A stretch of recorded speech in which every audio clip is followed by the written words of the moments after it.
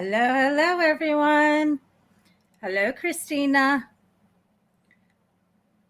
Notifications take forever to get out. Come on in, say hello.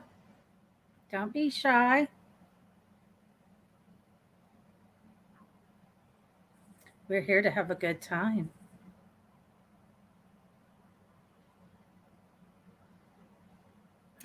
Frank!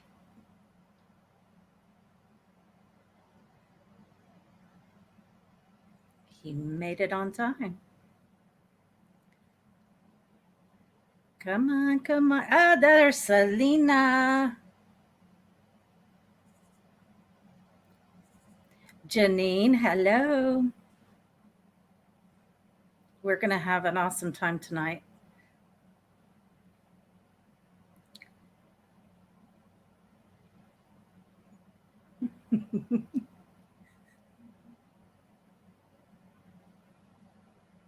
Let's see how long it takes for Frank to be naughty.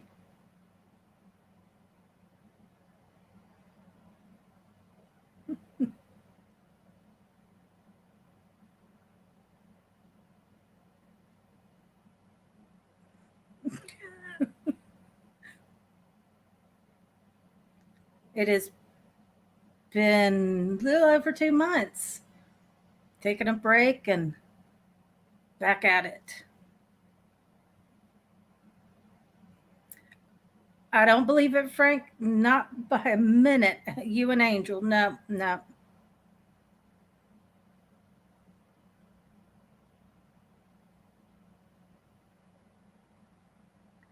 Hope you guys are doing good tonight.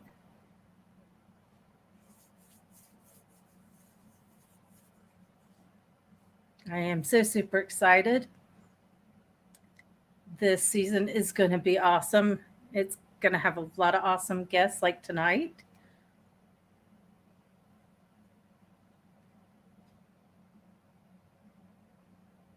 Are y'all ready?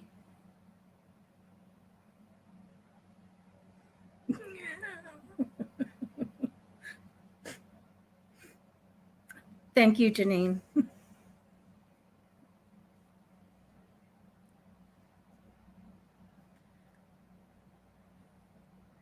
It is definitely going to be a good night. And it's October, spooky month. Oh.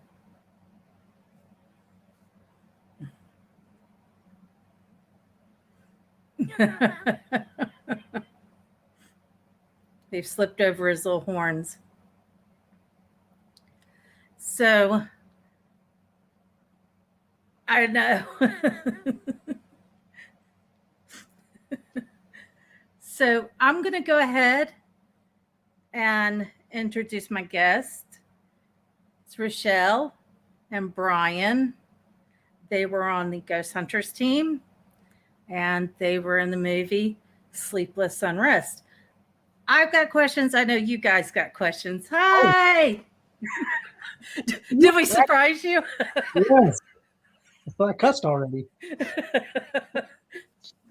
How's it going? It's going good. And you guys? Good. Yeah. Yeah. We're just talking about stories that have nothing to do with paranormal, just funny things that. I get it. Have you seen that video, that TikTok video? He just showed it to me. It's not a good one to tell them about. Uh-oh. Well, you already said it, so you might as well. We're in this now. Okay. Go ahead. Come on. Okay, apparently a guy was waiting for a girl, and they get on him. They're like, we know you're here to meet an 11-year-old girl. And he says, I thought she was 12. You not seen it? No. Well, it's not supposed to be funny, but it is cracking He's like, me up. isn't that hilarious? He's like, why aren't you laughing? I'm like, because I don't think pedophilia is funny. It's not, but it's the way he said it. She said she was 12. He says, well, we say that around our house all the time. I'm like, what is wrong with You should have left that part out. I wasn't going to. So, yeah. Oh, God. You guys are hilarious and awesome. I'm just so pleased to be able to interview you guys. I've been looking forward to this. It's gonna be a bumpy road. Yeah, so hang on to your britches. That's okay. So we're going to start off as with the usual questions, of course. So what was your first paranormal experience and how old were you? You want to go? Or you want me to go? I mean, I think you should go first because you always go first. Ladies first. Right. Okay. So, anyways, I was 16. Keep going. No, go ahead. I had my first paranormal experience when I was 8. I woke up in the middle of the night to someone standing at the foot of my bed. They were dressed in like period clothing. They had a bonnet on. I told my mom about it. She didn't really believe me. She thought it was just my imagination. Then the following night, my sister woke up to the same person standing at the foot of her bed. So we were kind of intrigued by it. But when you're 8, you only can do so much. We always were kind of in the paranormal and weird stuff, like, witches and ghosts and goblins and all that good stuff, that good spooky Halloween stuff. Used to play with the Ouija boards at like Christmas and Thanksgiving, nothing like says good family fun, like summoning a demon with your cousin. There you go. Like when the kids are supposed to be playing and we're actually like, doing a seance. But, then as I got older, me and my sister started going to different ghost hunts and events and things. And we eventually joined Riverbend Paranormal in 2017, where I met this guy. Initially, he did not want me on the team. He said that we had enough and he was not interested. Yeah. But I am persistent and I would not let it go. So he finally was like, fine, I guess you can tag along. But I'm a baby sister, so I'm used to people saying, okay, I guess you can tag along. And it does not deter me from doing it. I'm like, okay, so much fun. I've never seen somebody so persistent. Like she told me that I think I'm going. I was like, well, it's my team, but okay, you can come then. I was like, there's enough ghosts for everyone, okay? Like, just calm down. Oh my God, that's hilarious. All right, your turn. Okay. 16 years old, and I went to this young lady's house to try to. She said she was 12. 16. Something is wrong with I you know. mentally. Sorry. Oh my gosh. I was 16, and I went over to this girl's house, and I was going to try to go on a date with her or whatever. And we were in her basement. She went to the restroom, and I was with my buddy Matt. And her mother came down with a tray of drinks. She bent over to set them on the table, and behind her was a man standing there. He was only about 4 feet away from me. I looked at this man. He looked at me. He turned, walked, and he went away. I looked at Matt. Matt says, "So are you ready to go?" And I was like, "Yeah. I mean, I don't think we need anything here, so let's go." Didn't talk to anybody as we left. I haven't talked to them to this day. And from that point on, it was all about, what was that? Let's research it. Let's study it. When I used to read years ago, He has me for that. I now. don't do the reading too much anymore. She does that, but I would read. I was reading everything about the paranormal. I was watching all sorts of documentaries, all sorts of shows about I had to figure out what it was, and essentially, I'm still trying to figure out that first experience that I had. That's why I keep doing it. I can understand. Going back to the not reading part, today he asked me if this podcast was just like, if it was video or just audio. And I said, I don't know. He says, well, what do you mean you don't know? I said, I didn't set this up. You talked to them. So like, you tell me also, what time is it? And he's like, well, I don't know. I was like, well, can you find the message? Like, or do I need to reach out to her? And he's like, just give me a second. And then we're having a conversation and he randomly sends me the number 8 and then keeps going with the conversation. I'm like, I'm assuming that 8 is for the time we're supposed to be on. That was like 4 questions ago. It worked. We're here. There you go. And I have to say, of course, my naughty guy Frank says about your TikTok. It's so wrong. I'm cracking up. It is wrong, and I do not condone that, but it was funny it was funny. Okay, I will say the guy's face in it when he says, It's definitely made up. Somebody made the video. yeah. I think that wow, Watch it not be made up. that'll be terrible. That would be horrible. Yeah, because we're like laughing about it and We're like, this using is it. Oh my so God. funny. Yeah. Look, it's hit a bagillion likes. It's like, People are loving it, and there's like hearts. it's like that was real. We all feel really bad. Yeah. TikTok. As we're laughing. Oh, I do not love it. Let's move on. No problem. Sorry, I just took over the Trying to, yeah. So, how did you two meet and become such good friends? I'm super persistent and I didn't take no for an answer. But I give up. we actually, it's really strange because now that we're so close and we're best friends, we talk about like our lives before we had met each other and stuff. And there's so many times that we were probably in the same place crossing paths that we don't even like. We've come up with 5 at least where we were in the same spot, and it was crazy. And but yeah, I joined Riverbend Paranormal when he finally got his head out of his ass and said that it was okay. And then we went on a road trip together. I don't know. It was kind of a road trip. Can you really call it like an hour and a half a road trip? Yes, With me, it is. it was something. But we just hit it off. So Yeah, I mean, like everything that she said. Her sister had joined the group before, and I didn't really need her because like her sister was awesome, and it was like, well, she is.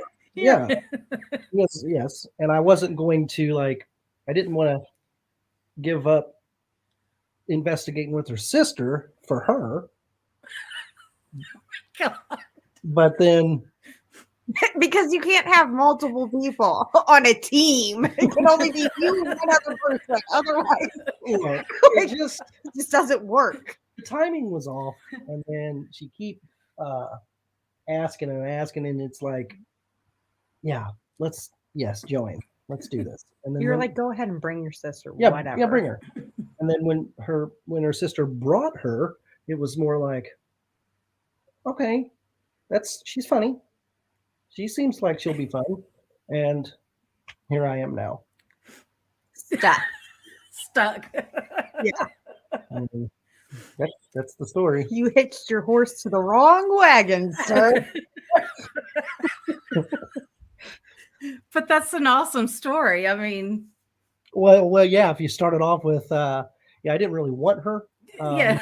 Yeah, it was kind of like he lost a bet. But she wouldn't shut up. So we let her join. No, right? Wouldn't take no for an answer. So that's my tip to everyone: be persistent. Don't take no for an answer. There you go. You pick a weirdo you like, and you say you're going to be my weirdo now. And even if they say no, you just stick to it. Even if you have to watch them and they don't know you're around, and you have to show up places that they don't know you're going to be at, just keep going. What's funny is you asked, this is an hour and a half a road trip. I lived in Holland for 4 years. My husband's Dutch. Mhm. And I would listen to Dutch people complain about driving 45 minutes. And I'm going, dude, you got to come to America because 45 minutes is going to work. Yeah. I mean, hour and a half is a piece of cake. We drove 20 hours to the Conjuring house. Yeah. Wow. So I'll be honest, okay? Like Do you want to talk about it first? Like, it has to do with me, like, Okay. and how much I suck. So So, you're I'm on break. completely on board with it, I'm Okay. sure. I am a horrible road tripper. In a sense, I will stay up the whole time. No matter how tired I am, I will stay up. I will try to keep you occupied and awake, and I'll sing to you, like serenade you. It's like an angel's voice, though. No, it's bad, but I'll do it. And I have dances that go with the songs and everything. But I drink a lot of fluids. So the chances of us going and getting, you're going to possibly double the time it takes to get somewhere with me, because we're going to have to stop and I'm going to have to pee a lot. And one time we went and we hadn't even made it out of town yet. And I had to pee, and I had peed before I left. And I was like, I'm so sorry. It's a lot. It's like that panic bladder. Like, like Yeah. when you're there's no bathroom, then you're like, I have to go. Kind of like when like you can't, like your hands are messy or something, you can't touch your face, then all of a sudden your face is the most itchy thing Right. you felt in the whole entire world. Do you feel at this point you should abort mission and get rid of us because No. you're getting to do stuff that Because I'm having too much fun here. we're not? No. And of course, my husband has to be a little smart ass, excuse the language. Oh, you're fine. We drove 15 hours to south of Spain. Damn. I would do that. I'm gonna be honest, I don't really know I don't know Spain. Yeah. South of Spain. Is that a really long time to get there? Well, it's 15 hours. That's 45 in your time. Yeah, 15 hours is a lot of time. But like, I'm trying to And it think- was probably more likely he was on a bus. I don't think it was a car road trip. I think he was on the bus. Am I not correct, my dear? Spain is in Europe. Thank you. My husband is a complete smart ass. I love it. I do too. Okay. We're not even on the third question. I know. Right. All right, focus. Frank, 35 in your time. That's what you said. Frank's agreeing with you. Thank you, Frank. Thanks, Frank. You guys gonna gang up on me or something? Well, I'm just, like, he knows honesty. Say. 45. What exactly got you into the paranormal world? Is there, besides your very first experience, was there something that just really drove you to get into it? It was literally that experience. I had to figure it out. And then I was telling people about the story, and people were telling me stories, and they were telling me how scared they were. So I was in the Marine Corps at the time. I called my buddy Matt, says I'm getting out in just a few months, and there's this television program on that I've been watching. He's like, tell me it's ghost hunters. I said, yeah, ghost hunters. It's a couple of plumbers that go out and they investigate real cases, try to figure out what's going on. They try to disprove things, and all they're normal guys trying to debunk and trying to figure out what's going on. I told him, we can do this. We can do this. So I told him that, hey, I want to form a team. He was like, I'm all about it. We formed Riverbend Paranormal before I got out of the Marine Corps. What are you laughing about? What is it? Auschwitz is in Poland, also Europe. Oh, I like that. Yeah. Anyways, that's what it was. I started the team, and that got us started. And that team's been running for 15, 16 years. Still That's active. awesome. Still active. Got an investigation next week. Actually, there's one tomorrow, isn't there? We're not. No. 7? Regardless. That's what got us into it. That's what got me into it. And she was already going and like doing tours and things like that. And I was gonna say, when did you started it in 2000? Started doing stuff in 2007. when I got out, yeah. So I wasn't doing that at that time. I was What was she, graduating like high 9? school. She was 12. She was 12. No, I actually graduated high school. And that year? Yes, that year. That's great. So, shortly after, we'll say shortly after. Yeah, I was doing that. Okay. Well, there you heard it from us. Right Well, I out want to say thank you for your service. Thank you. My family is a military family on both sides, so I love it yeah. a lot. Yes. My mom's side of the family, they have the belief Either you go to college. If you don't want to go to college, then you got to join the service. Period. End of Yeah, question. I was just not smart enough to go to college. It wasn't. I didn't. I was wanting to do ghost stuff and nothing else, and that doesn't work. You are very smart, actually, and you have gone to college. I have now. Well, my wife did all my homework, but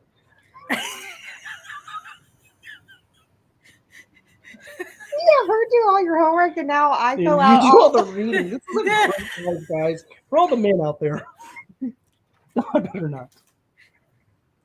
That's hilarious. What's shocks people the most?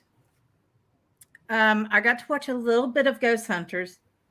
I've not watched any paranormal TV shows. Really,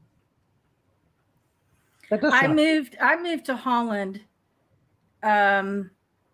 January 2006.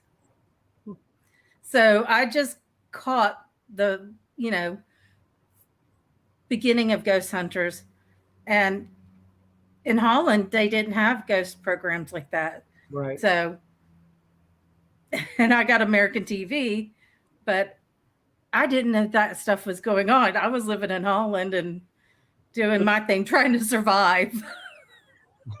You're not in. Are you in? You're not in Holland now, though, right? No. We moved back here to Georgia, where I'm from. Georgia. I like Georgia. I like Georgia too. I wish That's there was cool. more haunted places. You got some things in Georgia. Girl. Georgia. We'll have to talk about Georgia, okay? Yeah. Definitely. Now I'm 20 minutes. You see how we got up in the We're thing? like, Right. we really wanted to make sure you were focusing Yeah. when we Listen- said listen to Georgia. us. Gotcha. No, I'm about 20 minutes from Kennesaw Mountain. And Kennesaw Mountain is one of the top 10 bloodiest battles in the Civil War. Okay. All right. You're only how And do what? 20 miles, 20 minutes? 20 minutes. Oh, man, you're right there. Yeah. Yep. And right where we live, we didn't even know until we saw the historic sign. There was a skirmish that happened right here. So, yeah. Well, we'll be there. I next do a time. lot to have to protect this home. Yeah, I bet. Yes. Well, And there's been a lot of stories from Kennesaw Mountain from non-paranormal people, from hearing cannon fire, musket fire, soldiers. One house had a team come in, and luckily it was residual energy. So, but I wish there was more. There is. yeah. There's more. Then we need to definitely talk. Yes, we do. I want to say hello really quickly to Sabra. Hello, honey. And the Ethereal Sisters Paranormal. PETA, hello. I don't know where I'm I like to welcome all my guests because they're just as important.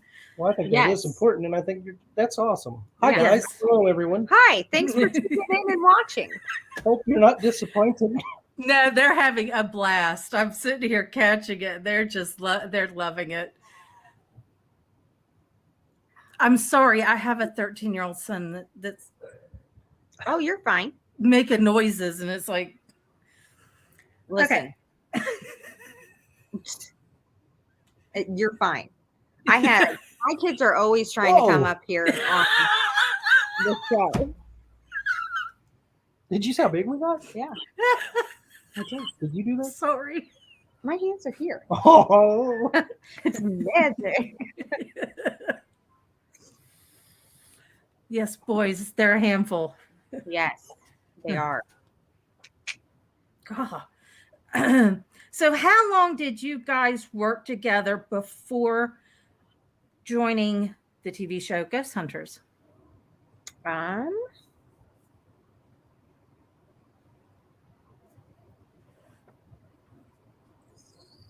Three years? 3 years? People Cool. always think that we've known each other a lot yeah. longer. Like we've had some people that are like they were childhood friends. I was like, Brian's old. we weren't childhood friends because then that he would be meeting up with a 12-year-old. Poor guy. Oh my gosh. I'm just going to hunt ghosts with her. Sure you are, bud. Right. You could live in this old abandoned building. Nothing weird is going on, Oh, okay? would you No. stop? We're in the dark and it's, we're by ourselves. Right. Yep. I look. 3 years. Everybody was of age. Luckily. Why did you say things so Why weird? did you say it weird? Go ahead. You make it when you say things. Listen. Also, when you say things, it creeps me out sometimes. I'm like, why is it like if I said if everyone was of age, then it'd be like I feel like it sounds creepy. But when you say everyone was of age, it sounds like super creepy. It's kind of like when you talk to children's spirits and you're like, I'm a daddy. I like little kids. I'm like, do not. We have a rule weird. when we investigate that he's not allowed to talk to the kids' spirits because it just it sounds weird now. Yeah, he's like I have little boys. I like little boys. I'm like phrasing things the way you phrase so them. I go for the bad ones now. And of course, my husband has to put in his 2 cents. Checking the beard. I thought I saw Paul Kruger. Huh. Pop it up, honey. Go ahead. What you said. Pop it up. My husband runs the back end of everything. I just sit here and ask questions. He said, there you go. Checking the beard. Thought I saw Paul Kruger. That was my stomach. Wow. That was. I didn't hear it. Well, it was very. It sounded. I'm not. Okay. Okay. Right. Sorry. I'm sorry. Don't be. Okay, so how did you two end up on the show, and what was the process like? Well, it was luck. I'm gonna say. You want to tell the beginning part? Yeah. So I'm a construction worker, and I'm like in my bibs when I come home. I'm in my bibs, and I check the phone. Is that Paul Kruger? Yes, I like Dutch his beard. guy that fought in South Africa. Right on. Where were we? Sorry. You're in your bibs. In the bibs. Check the phone. See a number I don't recognize. Immediately think it's a bill collector. Go outside to make sure. What didn't I pay? You know what I mean? And it was a voicemail that said, would you be interested in doing a Skype interview for a possible paranormal show? Richel and I had been through a few of these before that really didn't amount to any. They started off great and they didn't really amount to much anything, right? Yeah. Which I want to say, like, we were just our team's pretty known in the area, would you say? Pretty Yes. well. But like we weren't reaching out to be on a show. No. That Right. wasn't the goal I don't think we even talked about it. no goal or plan or anything. It was like we'd have producers reach out to us.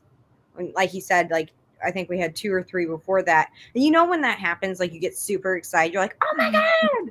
And then all your dreams get crushed because like you all of a sudden have bought a Lamborghini and you're like, I can't afford this now because like it didn't still have work the Lambo. out. Yeah, so if anybody wants to buy a Lamborghini, let me know because it's red. But anyway. Anyway, yeah. So I do the interview. Yeah, I'm sorry. Yeah, that's me. I did the interview, and I'm literally just answering questions like I'm answering you. Like they asked me the questions, and I'm like, sure, it's like this, this, this. And the guy was like, I love you. And I was like, oh, okay. Well, it turned out to, he asked if he could speak to anybody in or on our paranormal team. And I was like, talk to whoever you want. I don't think this is going anywhere, especially since you started off with me. I know this is only going to go south. Ended up talking to Rich here. And then? Yeah, so he called me and I answered, and he's like, hey, we talked to your buddy Brian, and we're interested in you for a TV show. I was like, okay. I thought it was kind of a joke, but by that time I was like, you guys have got my hopes up about things enough, and then it's not worked out. Like, I'm happy with what I'm doing. I'm a hygienist. I have this fun hobby. Like, okay, whatever. So we went ahead and did this interview. And I was unapologetically myself the whole time, kind of like how he was. And he's like, and the guy was like, I really like you. And I said, well, thanks, but I'm married. You seem like a really nice guy, though, but I'm taken. And I wanted to be like, also, I don't think Brian would approve of you. And that's, I don't. oh, I don't know. But Still. he laughed and he was like, I do this weird thing when I answer questions. I think it's like a nervous tick. I'm not sure. I'll answer a question more than you even asked. I'll go really long. And then at the end, I'll say, I don't know.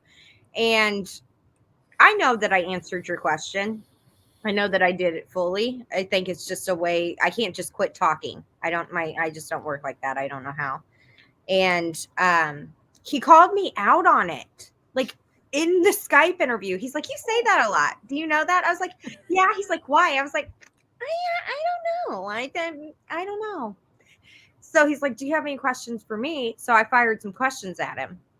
And then he answered them. And at the end was like, I don't know. And I said, so I kind of gave him shit about it. I was like, see, it's not that easy. And now you've picked up that nervous tick that you're going to carry over onto conversations. So you're welcome.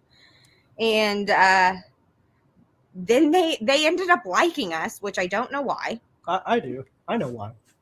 But I was kind of mean to him. I didn't really. I wasn't mean, but like I gave him short. I gave him some shit. So they okay. Yeah. Like, I was like, we're gonna have some fun with this because I don't think it's going anywhere anyway. So I'm gonna entertain myself at this point. And they ended up liking us, and they said they wanted to fly us out to California to do an investigation and on camera. Yeah, a lot of interviews. We did a lot of interviews with people, and then we went on this investigation. Can I do this part? Well, also, other than the on-screen investigation that we had to do an IQ test, a psych eval, a personality test. We met with a psychiatrist. She's laughing because she's like, how the hell did that go? I know. I don't know how I passed. The one lady said, you've been through a lot of stuff and you've actually turned out pretty well. I was like, oh, thank you. Want to talk about my childhood trauma? I was like, I appreciate that. I don't know how. But it's never good when they're looking at your psych eval and they go, and then write something and they're like, so. I'm like, what did you write down? She's like, oh, I'm just taking notes. I can see that. But what did we write down? Yeah. Am I nuts? And is someone coming to take me away? I know I'm nuts, but am I passing your test? Right. Okay, so. I want to go into the investigation. It's my favorite part. So we got to investigate on camera for the first time ever. Oh, no. I get paired up with this one, which I was happy about because I'm going to be, I work with her, so this will be fun. We're in an area. They got the cameras on us. We're nervous about that because it's never happened before, and we start hearing some noises and things like that. So we're getting into it. This is what we do anyways, but it's happening now. We hear some noises, and then Richel says, "Can we do it?" Uh-oh. Listen, okay. No listening. Look, there was some animals out on the property, like horses and giraffes. Well, there weren't fucking giraffes there. I'm sorry. Beep. What are those things called? They're like giraffes. There's animals out there. Like a donkey? Oh, weren't they out there? No. There's animals out there. There was a chicken. Yeah, farm animals. Okay, Is a giraffe a farm animal?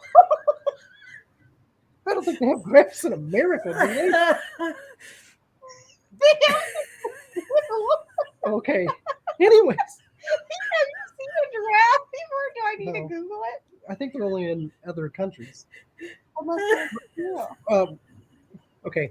Anyways, she hears the noises outside. Okay, real quick. What he just did, you're gonna find it hilarious that he even makes a big deal about what I did. But anyway, She looks at me and she says, "Now listen to this question," and I've got to keep a straight face during this question. he does it. By the way. Oh no! She says, "Hey Brian, did they have farm animals back in the 1800s?" Okay. I meant. Can I repeat it? Let me repeat it. Shut up. I hate you so much. Did they have farm animals back in the 1800s? We're on camera. Okay, ruffle my buttons. That's out. What I did isn't out. It was the screener. It's out now. It's just your word against mine That right was now. her question. And I said, really? Did they have animals back then? You're so stupid. I did not call you That stupid. was. You know how they say there's no dumb questions? That was a dumb question. But No. we're being filmed. We forgot that we were being filmed because as soon as he did that, considering how I translate for him a lot of time for other people of what he actually means, because he just says he'll say ruffle buttons instead of ruffling your feathers or pushing buttons. He just smashes it together. I meant, did they have the farm animals that close to the house in the 1800s? Because around where we were in California, where we live in Illinois, farm animals are like, we have acres and they're out. They're not like right up next to the house. So that's what I meant. But no giraffes. But no giraffes just running around. No. But he did that. And in that moment, I was like, you son of a gun. And I kind of like, I guess I just blacked out a little bit. I was like, you don't have to be such an asshole making me feel stupid. We look bad right now, blah, blah, blah, blah. I was like, you say stupid stuff all the time and I'm not mean to you about it. I was like, I say one thing and you just have to throw it out. He's like, that was a dumb question. I was like, you look like feel bad about it. I'm like, I'm not asking any more questions. You just ask all the questions. I'm not doing it. They loved it. The camera guy starts giggling. And that's when we realized we're being filmed still. Because in that moment we had forgotten, because the camera guys are so good at like staying out of your way, like far enough back that they can get you, but like you don't feel like they're in your conversation. And yeah, so we immediately stopped because we realized this and we're like, we're not looking good as a unit right now. And Don't do the second part. so we just, this happened multiple times too, where we forgot we were being filmed and would Laugh or like be ourselves, which I'll be honest, I don't necessarily know if America wants to see us as ourselves all the time. I do. I love it. We can't keep it together though. Like we're professional when we need to be, but like in the investigation setting, and I don't know. Never mind. I don't know. Anyway, they liked us. They were like, we made it. We made it. So we made it. I know. I seen you just look like hell. Yeah. Sabre says, "Oh dang, no giraffe milk." I made a mistake on the giraffes. I meant like the alpacas or alpacas. Alpacas like losing hair in it. Alopecia, yeah. You It's know what an I'm talking alpaca. Yeah, don't they look like the giraffes? No. No. There's an animal that. Next question. Llamas? There's a llama. Yes, that's it. Llamas don't look like giraffes either. They're tall-headed. Tall-headed. Oh my god. I mean? And he wants to give me problems about that, and he'll never let me live it down. They're 12-headed. That's They ridiculous. got like a 7-head. Okay. Selena has a question. She says, have you ever had an awkward moment where it's quiet and you fart and it's caught on camera? So I've- I haven't. I feel like you've Yes. farted tons, A lot. but I don't feel like it's awkward for you. Like, I feel like you just are No. like, I have to let it out. Sorry.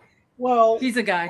I can tell you when we were in Alaska, they fed us tacos one night, and it's like 12:30, 1 o'clock in the morning, and my stomach sounded like a demon, and I just let it go. I scared Kendall. Kendall was on our run, and he thought it was an actual demon because my stomach was making noise, and I just literally let it out, let it go, and I just stood there like, when You exorcised the demons in that building. There were no ghosts anymore. Yes. You know how like a dog, when you're looking at a dog or something and they're using the bathroom and they're just like, they're like looking around. Are you staring at your dog while it's going to the bathroom? I mean, that's what I did. Like, I'm just looking. Yes, Selena. PETA, with who's Ethereal Sisters Paranormal, says, is there ever an awkward moment for you guys? All moments. We haven't. Also in Alaska. Well, Pickle. The pickle situation. what pickle? Pickle. You want to talk about it? No. Do you want to talk about No. that? Was an awkward situation. No. No. Nope, none. Another thing that was funny, again, as kind of forgetting that we wear mics, and sometimes you forget, okay? And we went on a run, we go in this room, and we had like a snack, like we were finishing up, like we had grabbed something real quick, we were going to finish it before we started, and we got in the room and we got started, and Brian like throws a mint in his mouth afterwards or something. Well, those mics pick up everything. So our like audio girl, Allie, she actually was like, Are you eating gravel? yeah, are you eating? Are you guys eating on an investigation? And like, what are you eating? Because he was like clicking the mint and stuff. So then we had to like stop for a second. He had to chew it up real quick and swallow. Also, we got caught singing. Oh yeah. So we like to get amped up before investigations. We sing and have a dance party in the car usually. And we forgot our mics were on. They were doing an interview somewhere. And we didn't have anyone to interview until after they were done. So we were in the car, trying to be good and like stay out of the way while they're interviewing. And we're like, let's get pumped up for this. So we turned on our music and we were dancing and singing. And then we got radioed that our mics were on so they could hear. It was a full concert. All of the stuff that we were doing in the car, and the singing, the dancing, the rap battle. Like they heard it all. Yeah. And the audio people can like zone in on who they want to listen to. But I will say Allie and Alan said that whenever they were feeling bored, they would flip to our mics real quick because they said we would always catch you guys in some type of funny story or scenario that was happening between you two. And they're like, it was so entertaining to watch. We were so into the concerts that we were performing on. I think there was times where we'd be like, we've got one more for you, St. Louis.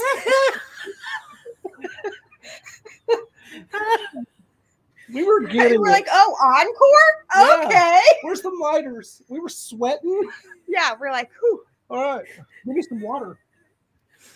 So I'm going to welcome two more people that have come in, Jilly and Bigfoot Anon.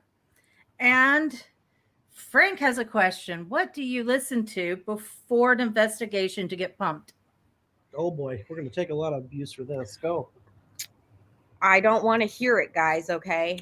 Well, you can throw it at me. I love what I love, and I can't help it. I love Baby by Justin Bieber. I don't understand it. Okay. He has a voice like an angel, and I can't help it. Baby by Justin Bieber gets me so amped. And the thing about it is when that came out, I was an adult. Like She was not. She was 12. but no, I wasn't. Like I shouldn't love that song as much as I do, and I do. I love it so much. I've heard it a lot. You like it too. You put it on your gym playlist. What? Anyways, To get you moving on. Oh, mine, I listened to Bullet for My Valentine for that angst that I need. And then I listened to RuPaul to get me really rocking. Yeah. What's that? Really dance. Like, Yeah. I don't think I've ever listened to I have Bullet for My Valentine, Your Betrayal on my phone. I actually had listened to it the other day. I don't think I've ever listened to the song all the way through, though. You always change it to RuPaul afterwards. He wants to pretend like super tough. He's like, I don't like Justin Bieber. I like Bullet for My Valentine. Then I go to RuPaul. And he's like, We got one more person. It's Glamazon. It's ridiculous. As Peter says, exposed. Yeah. If you guys have any suggestions for songs for us to listen to, we're open to them, especially to add to our road trip. Let us know. I don't know that we're going to have people that like us after this. Everybody is loving this. I mean, they are absolutely loving this. Selena says RuPaul rocks. I love RuPaul as well. Frank says got a Vogue. Yes. I don't know how to do it, especially in the camera. I was going to say you do it in the car. Look, man, got to keep stuff secret sometimes. Can't give them all your shows. You actually taught me how to Vogue. As Sabrina has said, this is awesome. So there you go, guys. Oh my goodness. Brian has to walk. I have to get up every now and then and walk because my knee will lock in place. I understand. Trust me. If I could, I would, but I'm stuck here. I won't do it anymore. Fight through the pain. Got it. You're a Marine. I know, but Fight through it. Fight through it. Okay. A Marine that listens to RuPaul. There you go. And Justin Bieber, you're a believer. You have more than one Justin Bieber song on your phone. For you. Get off my phone. I bet I could find one that I haven't even heard. You might have. Just stay off my phone. What did my husband says? All Songs on Scum by ANL. I don't know what that is. I don't either. I'm not looking it up yet. I'm lost. Selena says y'all have to come to Texas. Okay. Yeah, we will. Frank says have to play some I'm Too Sexy to Get Pumped. Nice.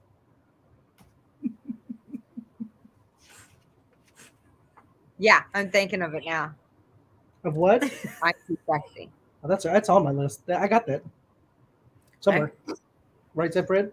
See, there you go, Frank. Oh, Anti-Nowhere League. They're British. What? Why did you do it like they're British? They're British. That's how you did it. You're like they're an old British punk band.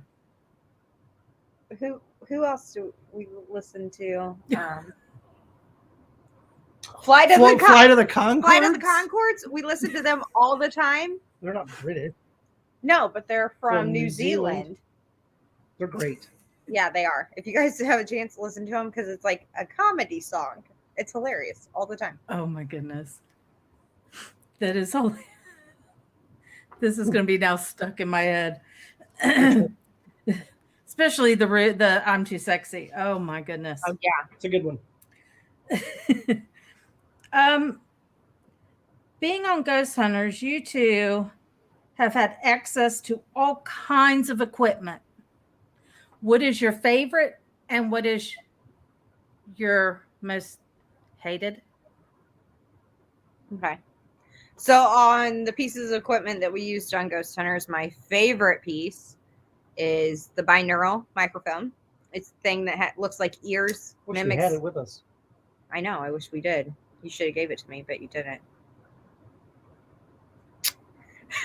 Sorry. But it's awesome because it mimics human hearing, but amplifies it to like supersonic mom hearing. So it does directional. So if it's on the right or left, you can hear it on the right and left in your ear. And then you also can hear it on the front and the back. Like, so you can tell where it's coming from, which is awesome.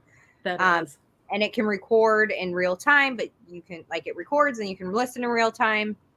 And then I love it because like, you know, when you hear audible voices, but you don't know what they're saying during an investigation, with this, you'll be able to tell what they're saying. So that's my favorite piece. Mine too. I will tell you my least favorite piece that we used. You're going to get some hate on this. I'm going to get hate on it. Okay. But it doesn't change the fact that it's still my least favorite. And it's not because I don't think it's a good piece of equipment. I think it's a great piece of equipment. I don't like using it because it takes me out of the investigation and I'm too focused on what it's doing versus what's going on. The thermal. Okay. Oh. I know. I know. I love seeing, I love when other people use the thermal. I don't want to use it because the one that we have on Ghost Hunters has a monitor that you have to record to and a battery pack, and then you have to constantly focus. So I'm too busy focusing it and moving and paying attention to all these things and holding all these things that I am stuck on this little screen that I'm not paying attention to any other like anything else going on investigation. I'm too busy on making sure things are focused and like what I'm shooting. And it takes me out of the investigation. That's why I don't like using it. Not because I don't think it's a phenomenal piece, because I do. Right. And it's like, yeah, I think we should use the thermal, but I think someone else should hold it and do it. Because I apparently can't multitask that much. And I interviewed Tony Rathman, and they love using the thermal. And they picked up a couple really awesome things. But I can understand what you're saying. And then I have a friend who has a parabolic mic, which is kind of similar. And that just blew me away. I was like, oh, I like that. Yeah. We caught several good things with the thermal. It's just for her style of investigating. Yeah. Is more watching and listening. And then when you're in a dark room, you really have to amplify your senses to be able to do that. And then when you're doing like multitasking with this piece of equipment, staring at a bright screen and then looking up and you can't see anything. Do you know what I mean? I know you guys know what I mean. Still is a phenomenal piece of gear. Still has we got great captures with it. It's just, if she had her choice, would probably go with the binaural and something that other than that at that moment. Right? I love audio. So, I mean, for me, that is so, I want to hear things. I'm an audio. Well, see, my thing is I can hear things, but other people can't, you know what I'm saying? And so for me, it's nice to have that audio there to back up what you're saying. And that was a good question. Yeah, I feel like with audio too, you can get so much more information from it. You can find out if it's a man, woman, or child. You can find out, like, if you believe it's residual. I don't know, based off what it's saying. You can tell. I just feel like you gather a little bit more information. Like visual stuff is awesome when you catch it visually. Like it's awesome to see. But sometimes you can't get all the pieces. Like you don't have you don't get all the answers. All these questions. Like it's a shadow figure that I captured, which is awesome. But I can't tell if it's a man or a woman, or if it's a child. Like, or if it was an adult and only half of it's showing, or and I don't know. But yeah, I'll probably get hate for it, but it's okay. You're not. No. I want to say hello. We got another one, Glam. Hello, Glam. Hi. So, Frank says, easy to spot giraffes with thermal. It is. Yes. Our alpacas or whatever. Alpaca. Okay. I feel like I need to show you what an alpaca looks like. It doesn't look like a giraffe. No. Isn't it furry? It's part of the camel. They spit. Look how long its head is, though. That's its neck, isn't it? That's its neck, and it's short. That is not a good-looking animal. That would scare me. That would scare you. Look, it looks. Well, they mean. spit. I don't like them. I don't like things that spit. Yeah. No. I don't even think giraffes are in America. A llama looks like this. Dude. Also has a long neck. Oh, that face. These things know they're ugly. It's so cute. Oh my gosh. Look at this one. You see it? Yes. Yes. And its ears back, so it's going to spit. I just don't do things that spit. And Janine says, don't they make sweaters from them? Yes, they do. And a giraffe. A giraffe's on the set. Oh. They're. My husband says giraffes are native to Africa. That's a giraffe. That wasn't the animal you were thinking of, though, was it? Yes, I thought they were on the same. Anyways, let's get back. Do you see how big it is? It's a huge animal. Yeah. That's not even close to an alpaca. Or a llama. A llama looks like an overgrown sheep. That's got its neck stretched. Like he got stuck in a fence. Okay. Thank you, Graham. I appreciate it. So, native to Africa. Yes, I messed the whole continents up again. Oh my goodness. Okay. What was your favorite location and why? On Ghost Hunters or on Forever? Can we do both? Yes. Favorite location for me is definitely the Conjuring house. Yes. I would second that. On Ghost Hunters, for me would be Fort Stanton was amazing. On Ghost Hunters, for me, it was the Perry Mansfield Performing Arts Camp in Colorado. Oh, wow. Yeah. And that was the only question that we've given you that we didn't mess up. You were serious. Yeah, I know. We're going to be serious from here on out. Did you see me look at you? I seen that you moved your shoes off my bed. Whatever. What did you get your nasty ass feet off my bed? They're not on there. You put them up there, and earlier when you were outside, your shoes sounded sticky. They are. Let's not fight. Let's not fight. Making it you. And I'm pretty sure, as Saber has said, the Conjuring house is up for sale. So I imagine we're probably one of the first to be told this. The Stratton house episode? Good night, Glam. Night, Glam. What's the Stratton house episode? Maybe it's this one. Maybe what we're doing right now. I don't know. Let's see. Right here. Because I said my bed. I have a bed at your house. This is true. Also, this Our looks alpacas. girly and stuff. I listen to RuPaul. I'm so. Hey, look, we need to apologize No, don't. right now. No, don't. This Ruined the whole thing. no, this is absolutely a blast. So you guys have you guys ever experienced anything? Oh my gosh. Oh, small. Oh my god, he does this gorilla thing, and I absolutely love it. Cracks me up. Will you please do it? No, he called me. Will you please do your gorilla. I can't do the. You gorilla can do yet. your gorilla. Do it. Please don't show this to anyone. I absolutely love it when he does it. That's ridiculous.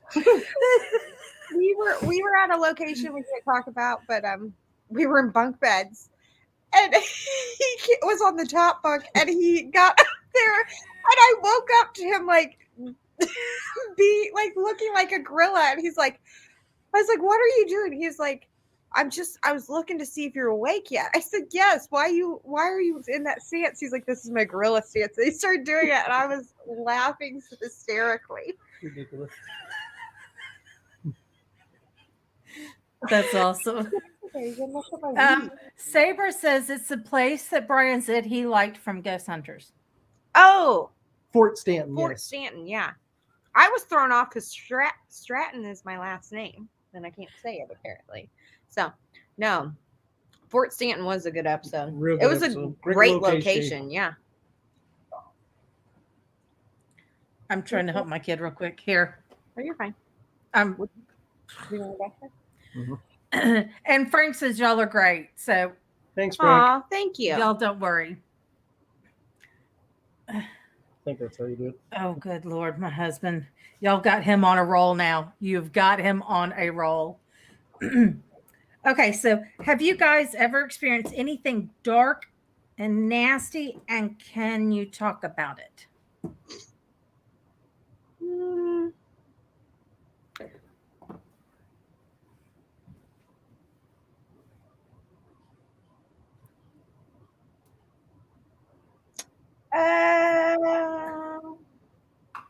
Maybe a little. I wouldn't say like dark. Like I wouldn't say I don't believe that I've ever came across anything that's demonic. No, that word does not come in my mouth because I'm with you. I've never 48 years of my life. I've never had anything demonic. Yeah, I tend to use dark for like really nasty, nefarious critters out there.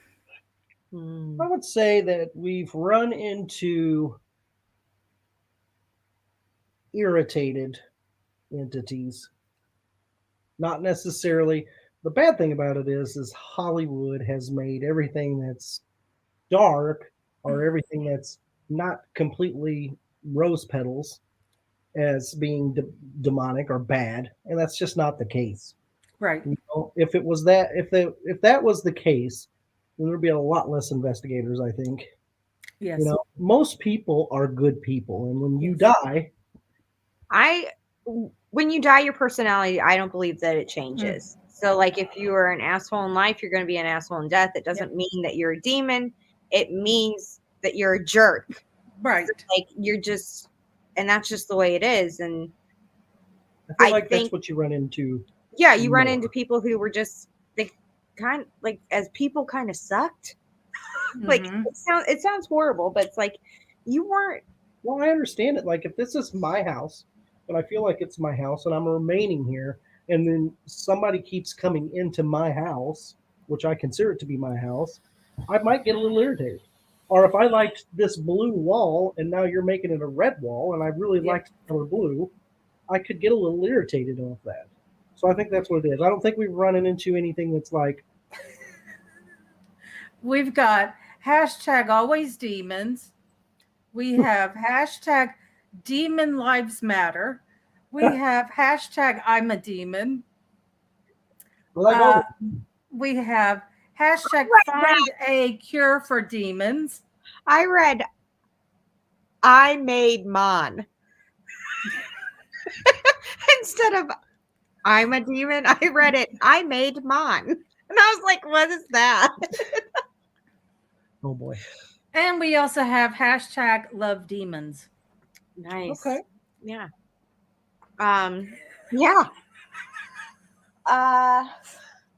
We've encountered other things that we can't talk about right now. What? It's okay. Sorry. No, it's okay. Because that's why I said, can you talk about it? Because I know in some situations, you just, it's the privacy of others. Yep. So, got it. Okay. Sorry. Oh my gosh, we're still going on. Oh my gosh, we're still going on. Find a cure for hashtag find a cure for demons. Hashtag hell no cure. I saw Pee Wee Herman.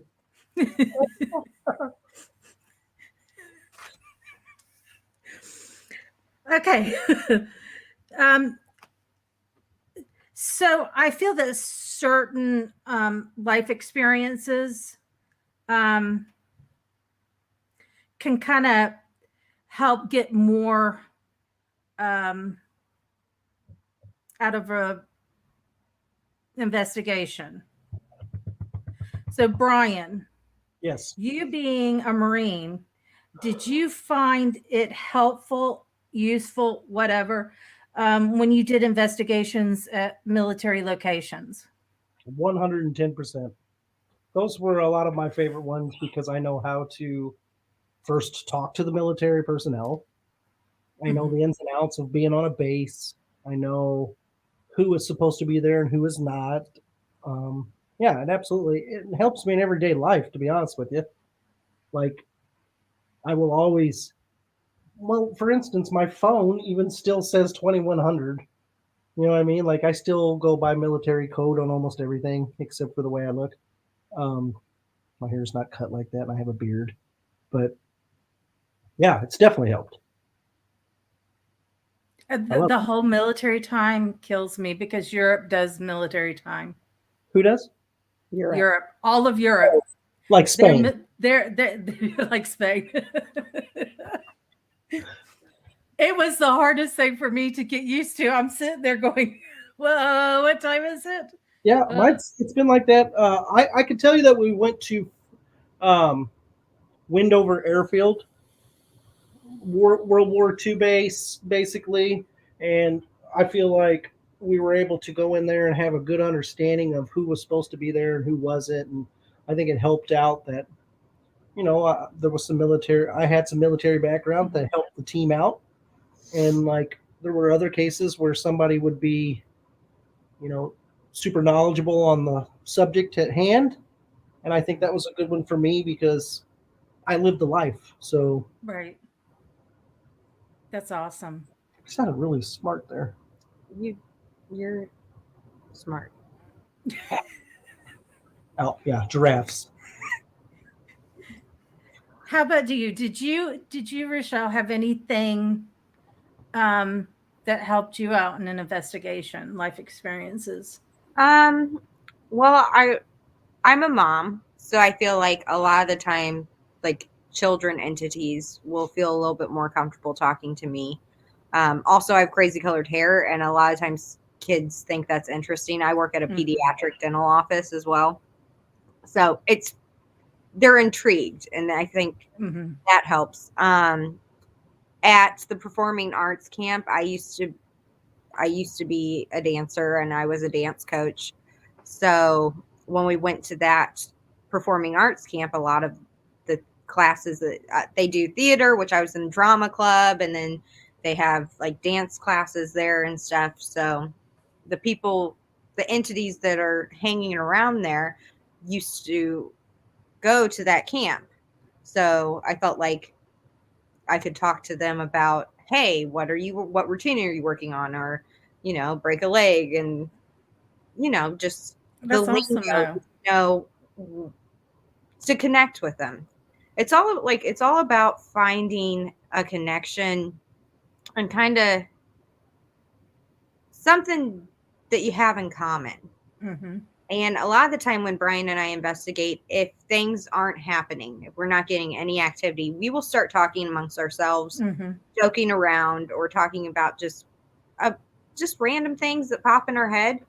And a lot of the time that's when activity kicks up, because we've mentioned something that they're intrigued by, that they want to get our attention because we're not focusing on them. It's taken the pressure off of them. Yeah. And I like to believe that they see we're having a good time and they want to join in. Also, Richel's really good about picking out the small details and the fine details. Well, like you can look at the big picture, but she finds those small things that can really put, like it can change a case. Yeah. You know what I mean? Like if we're missing something, it's like putting puzzles together. And if we're missing something, she can just walk in and look at it and find that small piece. She's brilliant. Well, thank you. I think that helps. I'm not saying it because she's right here. I think it helps with me being, I'm a hygienist, like I said, and that's $20. So, I know, I'll give you money later. But I'm a hygienist and I'm trained to look in your mouth and be able to see the tiny details that's going to separate you from having a healthy mouth and not a healthy mouth. And I think that maybe that might. Also, I don't know. I like to observe. I like to be quiet. You wouldn't expect that from how much I've talked on this show.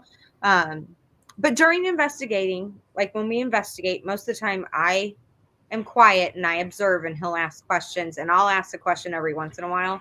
But I'm paying attention to how the room is responding to things he's asking. Yeah, the way it feels. Yeah.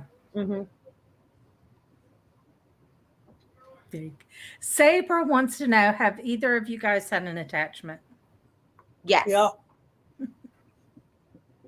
Most everybody I've talked to has had an attachment at one time or another.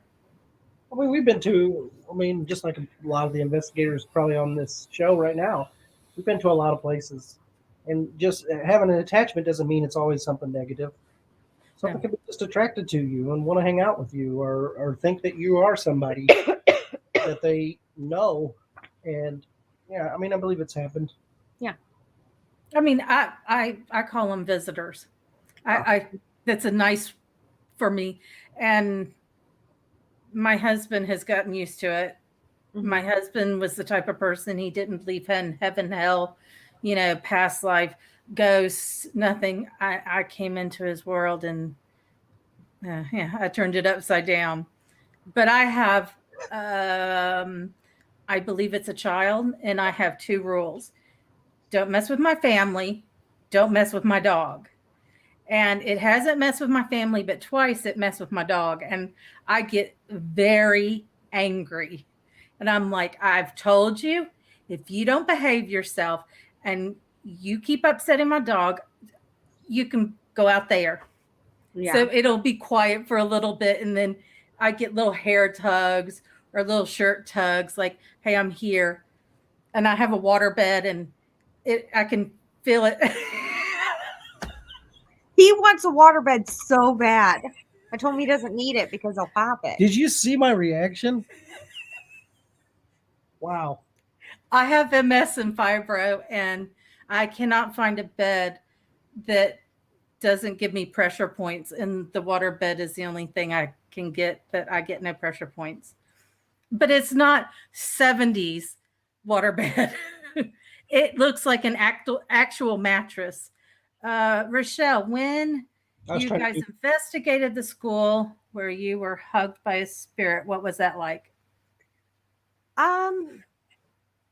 It was a comforting feeling. It almost was like they needed a hug more than I needed a hug. Like it was like it was an embrace. Like it wasn't threatening. It felt like someone wrapped their arms around me and like squeezed me. And like it felt like someone came from like behind me and wrapped their arms around me. And it was weird because I of course said like, hey, I heard that you gave Mustafa a hug. Can you give me a hug? or I'd like a hug. I didn't expect it to actually happen. So then when it did, and the feeling of like they needed it and that it was happening, it was overwhelming. Mm-hmm. But like it wasn't bad. It was good. Like I wanted to like pat them. Like it's okay. Like I don't know what's going on, but you're okay. Type of thing. Yeah. It was cool. I don't know if that answered your question. I think it did. I think you did a wonderful job. I thought that was a very Sabra, and yes, Sabra, they still make water beds. They look just like mattresses. You just zip the top part of the mattress, and there you go. So Sabra says, how long does it take for you to get rid of the attachment, or do you let them stay around? every case and everything. It will always be different. I don't think there's a set time, but if you set your boundaries when you go to a location, generally that's going to help. Not in all cases, but if you do get an attachment, as simple as it sounds, you could say, "Please go back to where you're from. You don't belong here. This is my home. I'll come back and visit you," something like that. And generally, it doesn't last that long or too much after that, in my experience. That's typically, yeah, what I've done when I've had the attachments. I'm like, I know you're here, but you're not allowed to be here.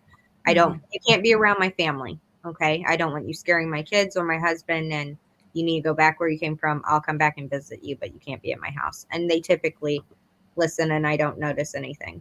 Good questions, guys. I really Yeah. like that. Mm-hmm. Let's see, because I get such brain fog, so I have to write down everything so I can remember. If you guys could go anywhere around the world to investigate, what is that one location? I want to go to Trans-Allegheny because he wants to go so bad.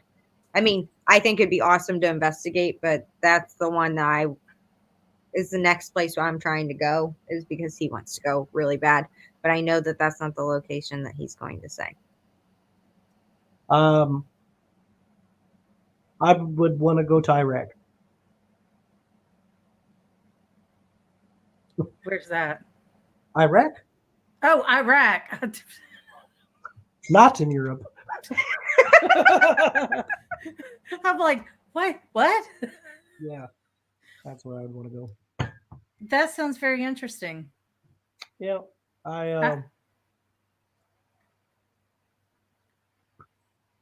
there was a lot of good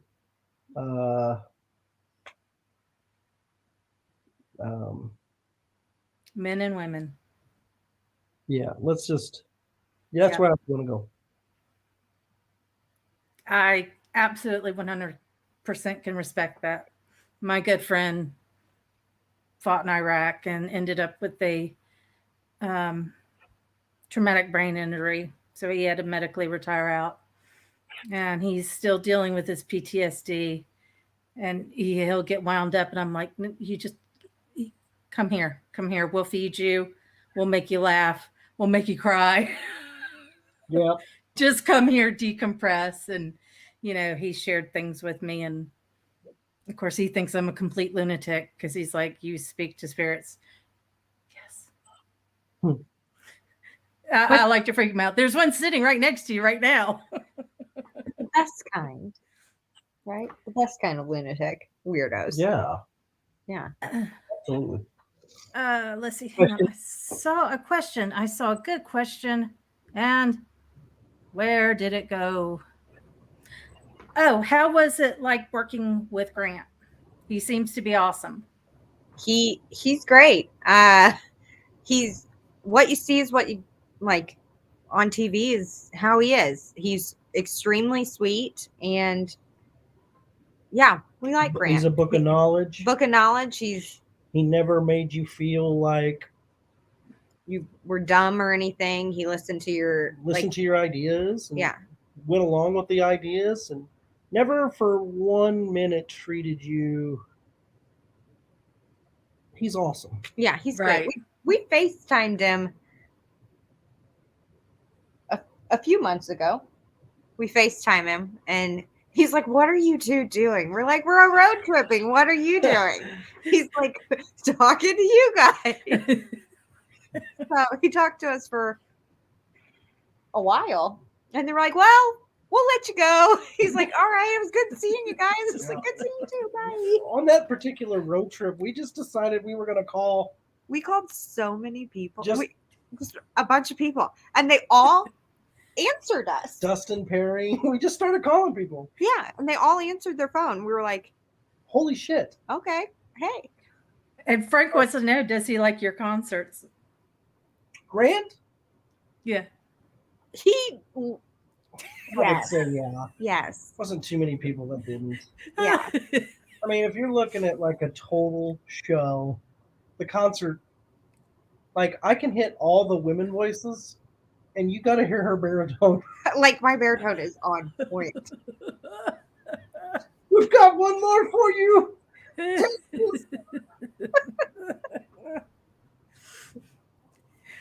Okay, guys. We got to go here. Okay, Sorry. Sleepless Unrest. Oh, I thought we All were right. leaving. If we don't talk about it, then my people are going to get mad at me, and I can't have them mad at me. Okay. Where did the idea to stay at the Conjuring House for 2 weeks come from?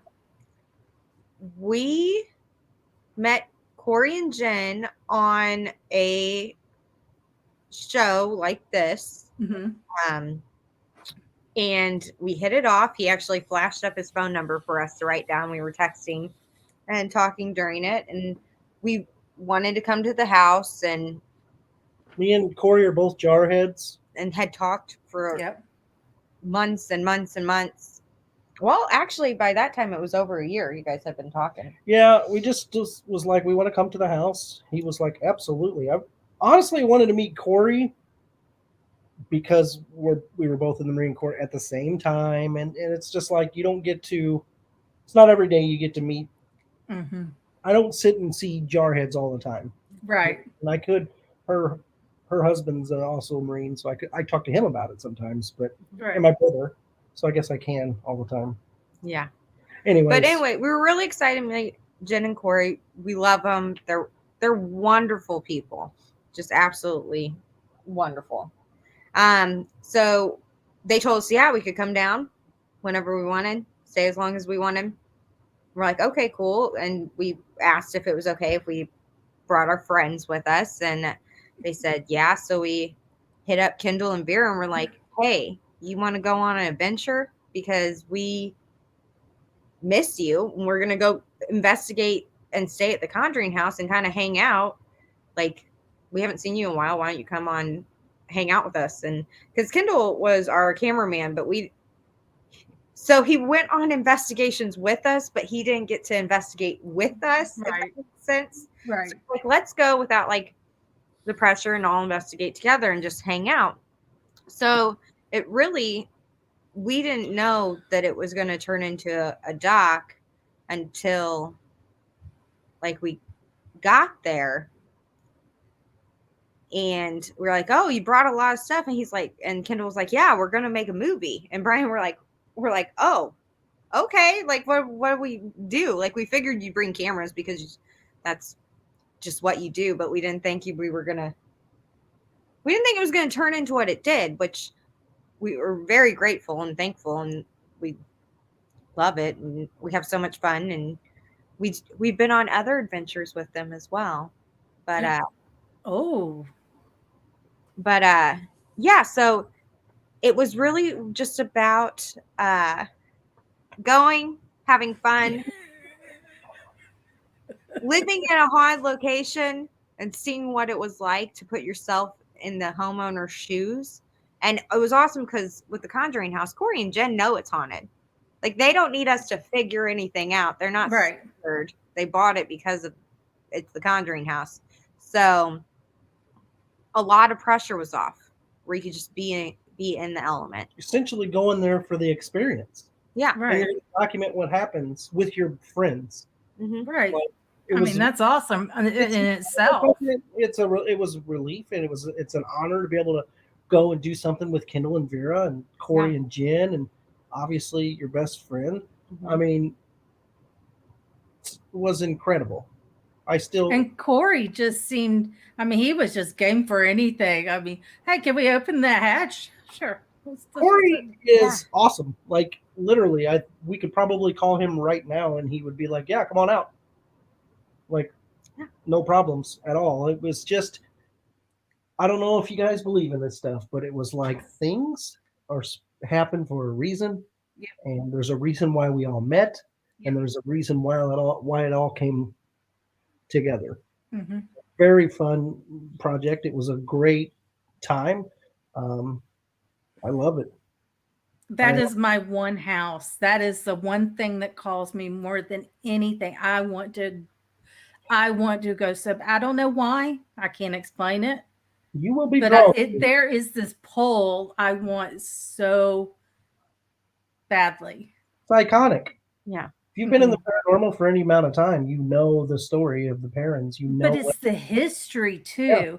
Yeah. I mean, because living in Europe, my grandfather was in World War II, and so he was the second wave into Battle of the Bulge, and my husband was kind enough to take me for a week to Luxembourg, tiny country. But it was awesome to soak all that history up. And I mean, here in America, we don't have that kind of history, but I mean, you've got the Conjuring House that's what, 340 years old? Well, awesome place. Yeah. I mean, that's just amazing. Yeah. Yeah, we're going back next month. Yeah. I'm not rubbing it in. Like, I can like meet you halfway and, you know, maybe you can sneak me in with your luggage. I was gonna say Brian might not be going if he don't get his plane ticket soon. Plane ticket today for you and don't. This is now. Ooh, You feel bad because when I asked you about it a month ago, you're like, no. Beautiful paint you have in here. Oh, Sabra! If I lived, Sabra is 2 hours from the Conjuring House. If I was 2 hours from the Conjuring House, I'd be like calling. Can I come over again? Can I come over again? It was a great. I loved it. Yeah, it's a wonderful location. It pulls you back, and I feel like I'm stretching my knee, guys. You have like a. I have like a pop. Can you even see me now? Yeah. Yes. Super small. Has this been your worst interview ever? No, it hasn't. Surprising. I did John Huntington, and I absolutely loved hearing, you know, his experience of being in that house as well. And his thing was, for a bit of the time. And to me, it's amazing because he's everybody I hear says you go in that house and it has a pull. It wants to pull you back so badly. Yeah. And I'm like, Tim, you could come over as often as you want. I wish I could. Wow. Wish I could. I'm all the way down here in the south. It's finally cooling off. No. So, hey, go ahead. Frank, did they have houses back in the 1700s? Frank. Listen, Frank, we're going to have words here in a minute. You dump. Frank is my Frank. naughty boy. He yeah. Not farm animals, though. Yeah. Not farm animals. Don't start no shit. There won't be no shit. Sorry. Look over. Sorry. Did you guys have any issues, you know, spending the 2 weeks there and coming home? Did y'all have any residual or anything that followed from the Conjuring House? Yeah. We're so nonchalant about it. We were, for at least probably a month and a half to 2 months, we were still experiencing things at our homes. and wanted to be at the house. Mm-hmm. Wow. We were all Yeah, having dreams dreams and- about it. Wow. Felt really Drawn. drawn to it and almost like protective, possessive over it almost. Like we had seen a picture of someone at the Conjuring house and they were sitting at the table and I was like, that's my spot. Like that's where I sit. And I was like, this is not your house, Richel. That is not your table. Just So take it back a notch. the amount of time that we spent in the house was unlike any investigation we've ever been on because you Right. walked in and you can't turn it off. You're not going home, you're staying there. So you're eating, you're sleeping, you're doing everything at this house. We didn't leave.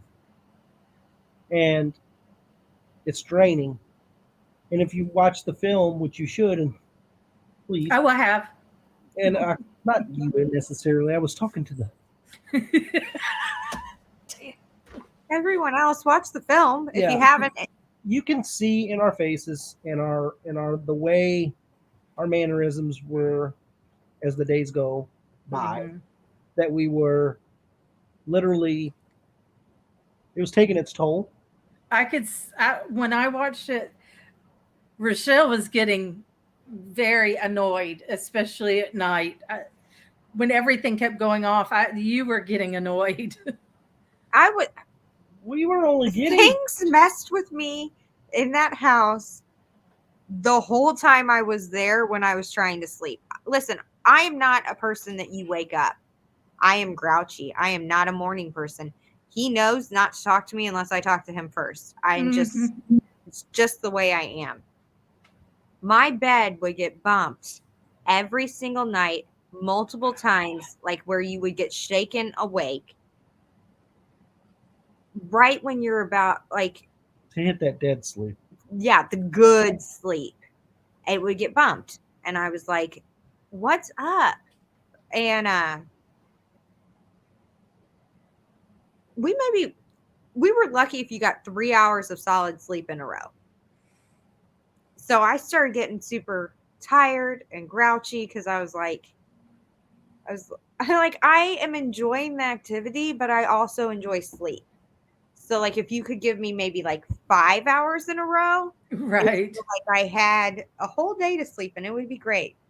But yeah, Does it look weird for me being down here? it looks like you're just floating head over there. I mean, stretching the knees, man. The house Frank was will- exhausting though. Frank Yeah. wants to know if we had any nightmares. We didn't have There. If you I had don't think- nightmares there. I didn't know. When I finally fell asleep, when we were averaging 2 hours of sleep a night, probably because of the things that were going on, and just the days where it's the Conjuring house. It was difficult to get like a good night's sleep. The first night is the only night that I think we slept good. Yeah, the first night slept like a rock, and I was like, "This is gonna be easy." Like, Oh, piece of cake. yeah, and then Now I have to ask y'all this because I had watched Josh when Corey and Jen just bought the house and Josh wanted to investigate and they weren't sure how to go about it. They just pulled up in the driveway and just sat there like, what should we do? And Corey and Jen came out and said, come on in. But in one of his videos, he shows lunatics pulling all the way up to the house. Mhm. I mean, saying dumb things like, "Oh, we got lost." yeah, Well, okay, There's lost. people that showed up while we were there. yeah, That's what I was fixing to ask. I mean, because talking to John and hearing the crazy stuff, I was like, who are these people and who do they think they are? there's constantly people that pull in there, and I feel like if you're around, people know that it's the Conjuring house because when we It's would not order, an abandoned location. yeah, but when we would order food and there would be delivery people, they wouldn't come up the stairs on the porch or to the door or inside. They knock and then they step back down. Or they would do this. Like, let's pretend the screen is the door. They'd be like, here's your food. They'd be looking at it.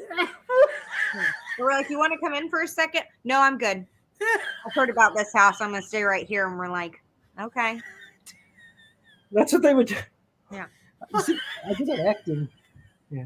So this place is really hard. We've got this. Oh my gosh.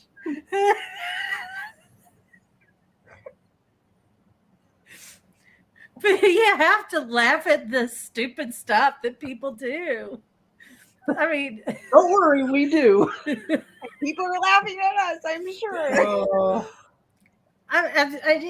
it was very mind blowing to hear that. I mean, I knew it was bad with, and I keep forgetting her name, but the one that said she never talked to Andrea, and yeah, the house isn't haunted. Yeah, okay. I knew it was rough on her. Yeah. But I just didn't realize how bad it was. And I was also told the neighbors are horrible. We didn't have any problems there at all. No. I loved the location. We didn't have problems. Even like when people would like come up, like didn't have problems with them. I didn't have to deal with them though. Corey would go outside and it's like, hey, like you can't just come up to the property. It was, yeah. But I think that the shocking thing was in the movie when he was talking to his neighbor and he gets off the phone, his neighbor texts him and sends a picture, and I was going, and he's like, their house is way haunted than this one. I'm like, wait, what? Yeah. Wait, what? There's the area. Mm-hmm. Look, New England is phenomenal. And I want to do more locations there. I want to hit Maine. I want to hit Rhode Island more. I want to hit Connecticut, New Hampshire. All of them. I was letting you go. What about all of them?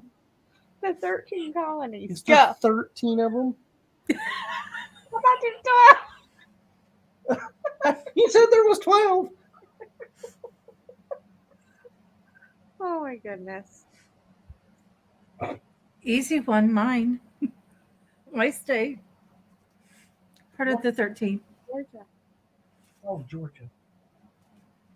I like Georgia. Lot. My husband found it very weird because in the South, we're friendly people. Yes. Well, yeah. And so I took him to Cracker Barrel so he could get a little experience of Southern food. And I was talking to the waitress and she walks away and he goes, do you know her? And I was like, no, but you talk to her like you know her. Welcome to the South, honey. Welcome to the South. We'll talk to anybody. Midwesterners are. Yeah. No. I know what you were about to say, and I'm glad you stopped yourself. You dummy. I was about to do that. Why? I don't know. It's like I know you're about to do it. What's about to come out of your mouth? And I just give you the side eye, like, don't you dare. I was about to throw signs. Oh my gosh.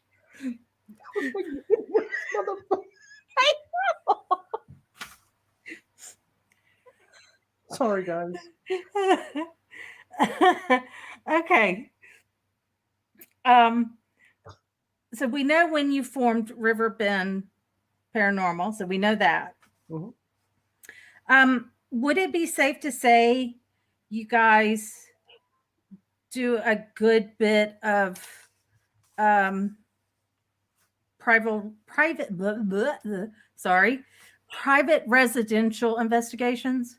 Yeah, that's what we started out doing. Oh, really? Mm-hmm. Oh, that's from the time that it was like, I had the experience that I did, that I wanted to try to make sure people weren't scared like I was, because it was terrible for me, man. literally pulling the covers up over my eyes at night, thinking that whoever that guy was, he was coming to my bedroom and coming. I was spooked.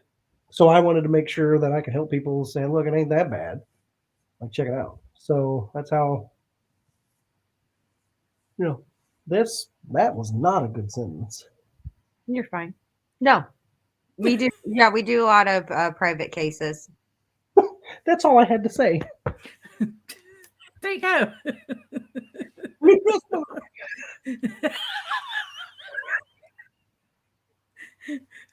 Oh, that face.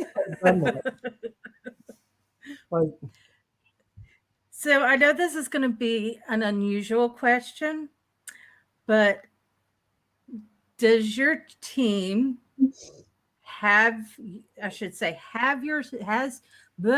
oh my good Lord.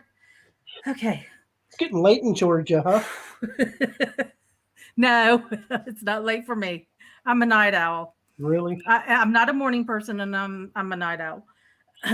Has your team ever charged to do a residential investigation? That's awesome. Anybody on our team that says they want to charge somebody, that's the last day they're on our team. Thank you. That's just the truth. If I was, if we were to charge people, I would tell everybody they have ghosts. I'd be a millionaire. Yeah, you got ghosts. You got ghosts. You got bad got ones. a demon. I saw a That's blue gonna be one. an extra $200. I've seen a lot of them. Believe it or not, there are teams out there that, and it shocks me to my core that they charge people for private residentials. And I'm going, these people are at the end of their rope. They're scared. They're frustrated.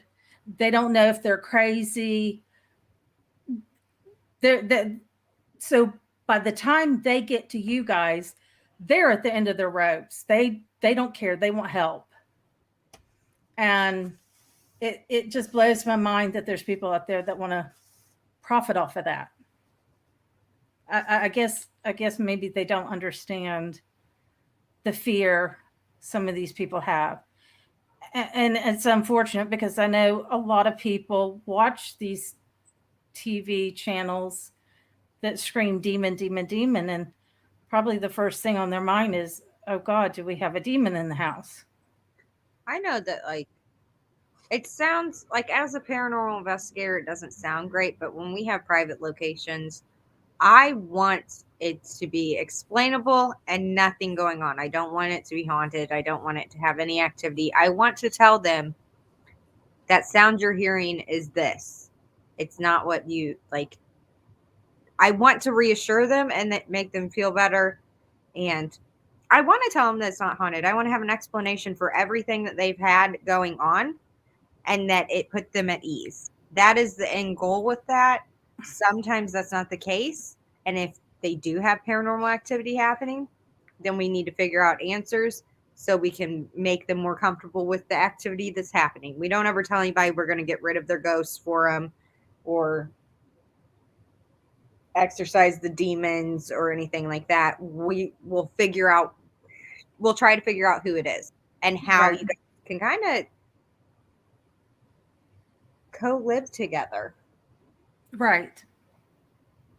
Because that's the thing I tell people, and I'll answer this for y'all. Selena's like, are y'all best friends or are y'all couples? They're best friends. We get that a lot.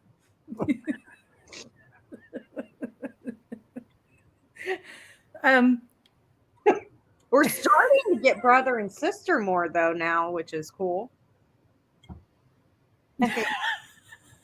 Like usually it's you guys are sleeping together, aren't you? You're married. Yeah. We went on a plane one day and the flight attendant came up and said, "Your wife's so pretty." And he was like, "Oh, this isn't my wife." I said, "I'm his girlfriend, but thank you." And she was like, and then he was like, "Don't do that. Like, what is wrong with you?" I was like, "I don't know. I just want to see her, like how she respond." Oh my God. He's like, she was being nice and you made her feel horrible. And now she won't come and bring us any peanuts.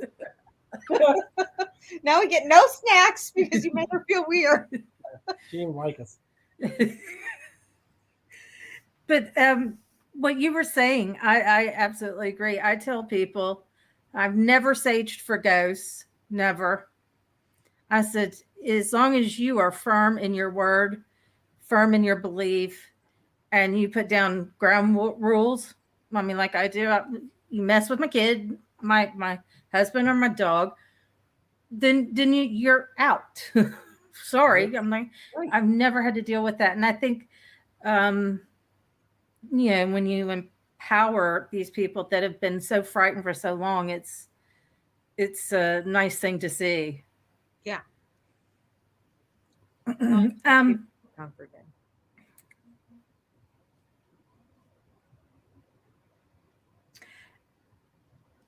Okay, so how does your team, when they get a phone call from a scared family or husband and wife, whatever, how does your team, do y'all have a certain process y'all go through with these people? Yeah, there'll be a phone interview to start off with, just to kind of hear the claims and what's going on. Then we're going to do an interview with the people to kind of gauge this one-on-one, make sure this is something that needs to happen. And then there possibly could even be an interview at their home, just to be able to look inside the home and make sure it's safe for us. Sometimes these aren't in the greatest of locations. And then when we warrant an investigation, then we may only go in there for a few hours the first time, see what we got, and then we don't ever close anything out until they're comfortable. Which That's means cool. Like there could be some cases that are still open right now that, the object isn't to find ghosts; it's to make sure Mrs. Johnson feels comfortable in her own home. Right. We're past the point of needing to see entities and all that. I believe that there's paranormal stuff. I believe in ghosts and spirits and things. So I don't have to prove. Don't get me wrong. I like to have experiences. I think everyone likes to have experiences. Mm-hmm. But like he's saying, I don't need to have the experience at that.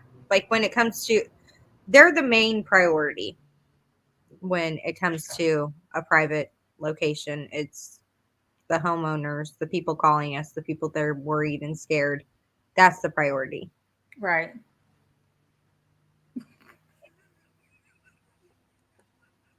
What?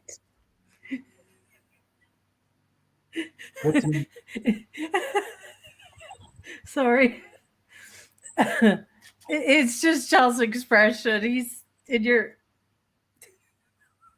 Sorry. I'm like, what are you doing? Oh, you were looking at. I was. What? I looked at you like, what are you doing? Yeah, so I have 2 questions left, and these are kind of a little bit of like get to know you type questions. They're really easy. So shit. You guys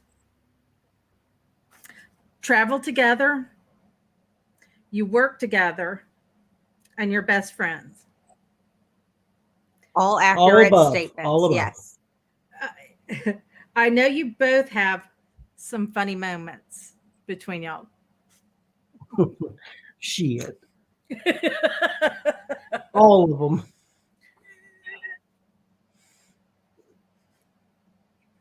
You want to know about them? Did you want some? You want some? All well, right. Irie was going to tell you a moment earlier, and he told me that we can't talk about that moment, that we need to leave that one off. What? Yeah. Because it's thanks. Yeah. Well, it was embarrassing for me. We'd be telling everyone about it because it's embarrassing for you. We don't want to say anything. Okay. Let's do a bit about the plane where we spit water. Oh my goodness. Okay. So we're getting on the plane. Okay. Me and him sit next to each other. We can do a couple plane things if you want. There's more than one. The tomato one. There's more than one. Yeah, that's pretty good. Like that one. Okay. So the first one, we're sitting next to each other and there's the people sitting in front of us. Brian takes a drink of water. I said something that was funny, or I don't know. It made him laugh, and he spits the water out. It goes on the top of the plane, on the front or the backs of the ladies' heads in front of us. They turn around, and I'm trying not to laugh, but I'm like, there's water dripping because he had a big mouthful, and he was like, This is before the pandemic. yeah, before the pandemic. He was the cause of the pandemic. I might have started it. Holy shit. Spitting on people, spraying them on. Sorry, guys. But no, so he did this, and I started laughing. He was laughing. I started laughing. I'm laughing hard, apologizing to these ladies in front of us for him. But I know that they don't feel like it's super sincere when I'm cracking up laughing and saying, I'm so sorry. Like I didn't mean to. He didn't mean to. I'm so sorry. We sound like assholes right now, but that was one. Then we went on another plane, and we had gotten a bunch of food because, like, we had got, what was that place that we went? We had gotten burgers, okay, and Slammy whammies. was that? Oh, it was Shake Shack. Shake Shack. Shake Shack. Slammy whammies. Slammy whammies. We should make up a food place I called know. Slammy whammies, though. But we weren't sitting next to each other on the plane. So we were like, oh man. Well, luckily there was one guy that was like, It didn't sound like that hey, at all. I'll swap spots and like you guys can sit next to each other. And we're like, okay, thank you. Well, the person who swapped the spot with us was not the person's seat.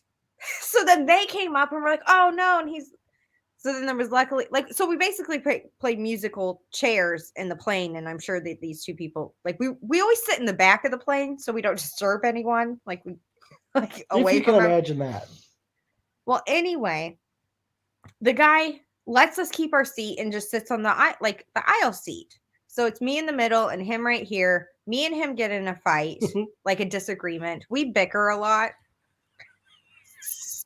It's just the way we are. So we're bickering, and I'm like, oh, I bet this guy's really happy that he's sitting next to us. But as we're bickering, we're still shoving food in our mouths. Yeah, we're feeding still. Like, I don't want my tomato, but he likes the tomato on the burger. So I'm like, give that to him. And then he's like handing me a napkin, and we're like, he's taking off things and putting it on my plate that I like. And we're like arguing with each other. We're like turned like this too. Yeah. Like we were like this. I was like, I don't even want to sit next to you right now. I was like, give me some salt. Here's the tomatoes that you like.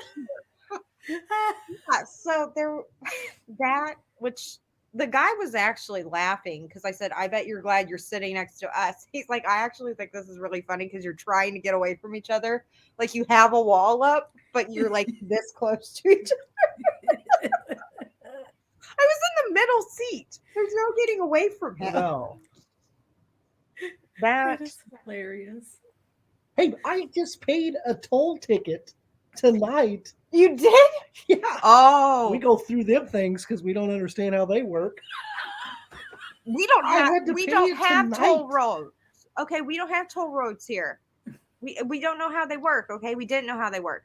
Well, we're getting ready to go on a toll road. Brian stops on the on-ramp, parks, like stops, puts the car in park, and gets out like the toll thing is an ATM. And he's like, I don't know what I'm supposed to do. I was like, you're not supposed to be stopped here. There's a semi coming on.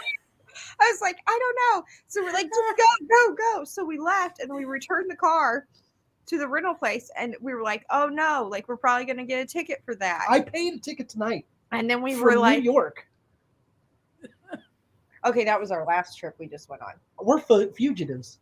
Yeah, but we were like, the car was not registered under us with the first toll. It was registered under Pilgrim. So we were like, they're going to get the bill for us not knowing how these work.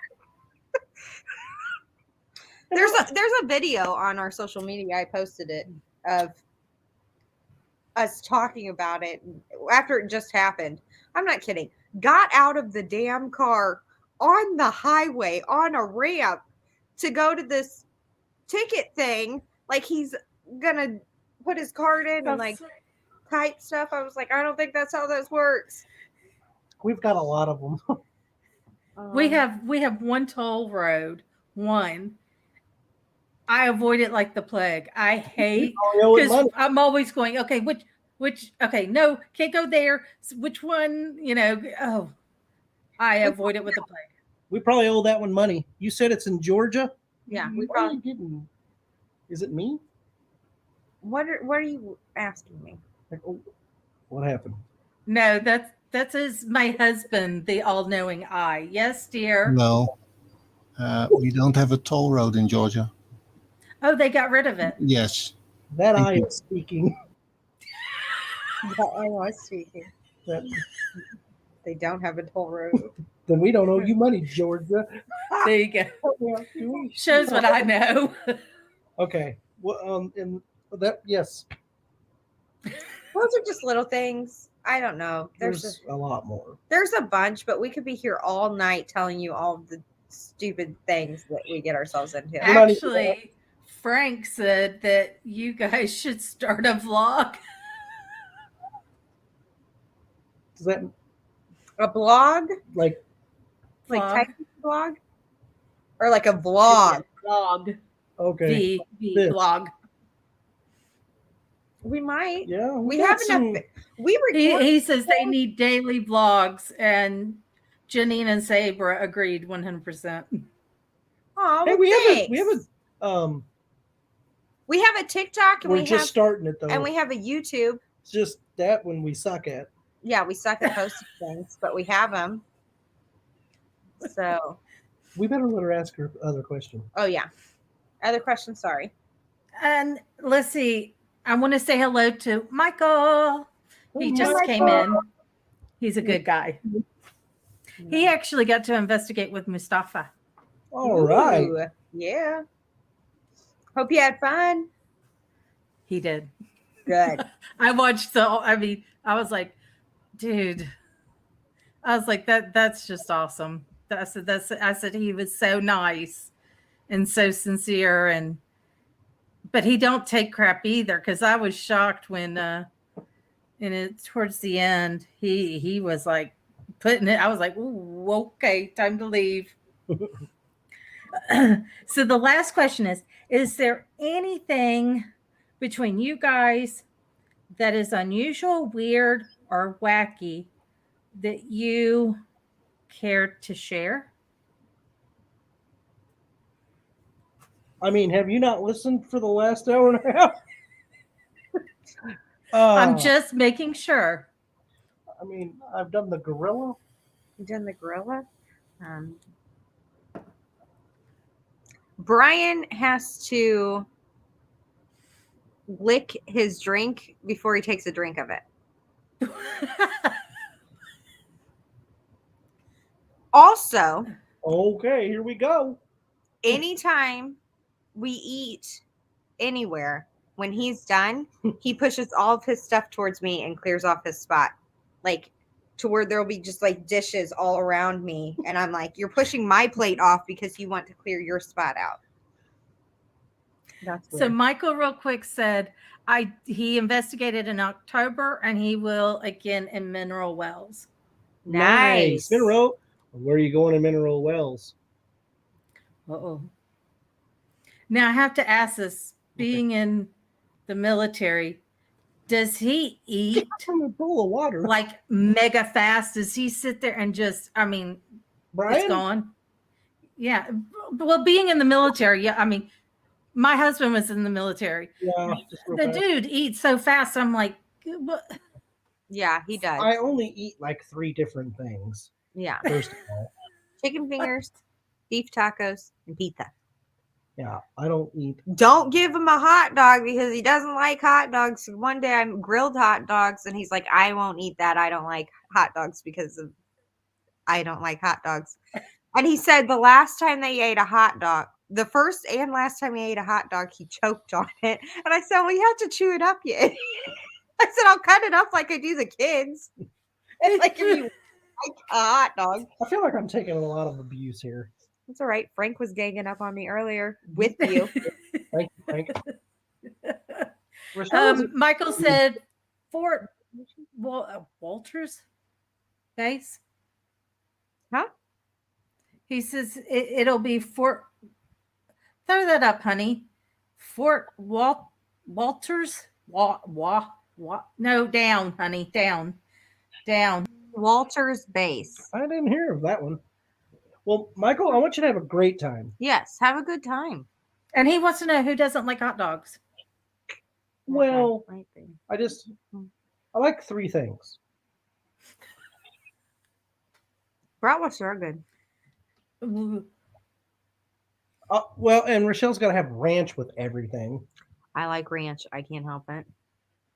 That they still don't have ranch in the Netherlands, and She sucks on the bouillon cubes or whatever. Okay. That's my weird thing. You Yes. got so excited I about was super it. excited about this tip. Okay, that's my weird thing. I suck on bouillon cubes. Like, I prefer chicken over beef, but occasionally I like the beef It's like a ones. salt lick for cows.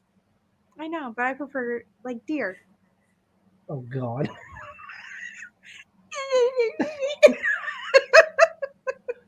Sorry that we ruined your show tonight. no, This is- no. But see, when you go out to eat in Holland and you want a salad, I was like, "Well, what kind of ranch?" And my husband's like, "What's ranch? We don't what?" And I was like, "Well, what dressings do you have?" And he said, "Thousand Island." I said, "Do you know we ate that as kids? I'm a '70s kid. That's what we ate on our salads in the '70s." Yes. ranch. 4 years I was stuck eating Thousand Island and I wanted ranch on my salad. Listen, ranch is just so good. I don't care what you I say. disagree. I think it's good. not there for me. Will you throw that back up, honey? Third Saturday in October, Miss Suffa will be here. Texas Scare Grounds haunted houses are at the same place. Nice. That'll be fun. Yeah. Send Mustafa our best and have a good time. Yeah. Tell us what you find. Yes. Do you both plan on coming to Texas? Yes. Mhm. We plan on coming back to Texas because we had We've done the Haunted Hill House. We've done in Mineral Wells. We've done Old Park Hotel. Mm-hmm. We've done Alien Con in Dallas. Mm-hmm. We plan on coming back, yes. In 2022. I want to get on this fixation of water. What is your fixation of a waterbed? Mine? Yeah.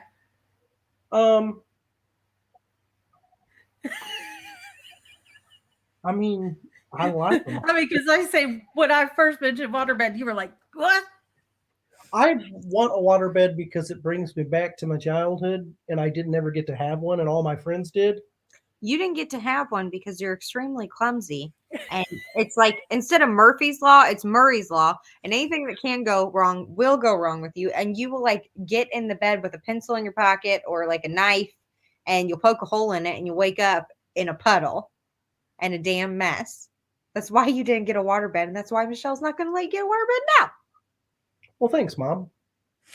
It's all true.